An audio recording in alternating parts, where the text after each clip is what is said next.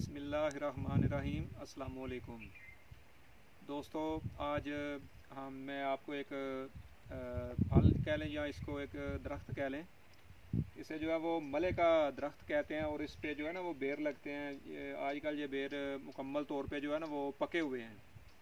तो इस दरख्त की हैसियत ये है कि इसके जो ये पत्ते जो लगते हैं ना, ये ब्लड प्रेशर का जो है ना वो ख़त्मी इलाज है।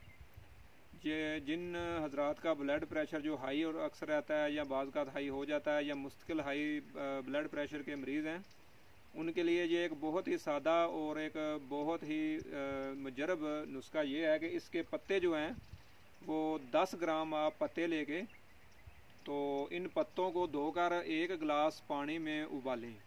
जब वो पानी आधा रह जाए तो छान कर उसमें हल्का सा चीनी, शहद, शक्कर या गुड़ वगैरह मिलाकर वो निहार मुँह 1 हफ्ता से 10 दिन तक अगर आप पी लेंगे तो आपका जो ब्लड प्रेशर का मसला है जो हाई रहता है वो बिल्कुल नॉर्मल सतह पे आ जाएगा और आइंदा भी तकरीबन जो है ना वो अल्लाह के करम से वो ब्लड प्रेशर नॉर्मल ही रहेगा।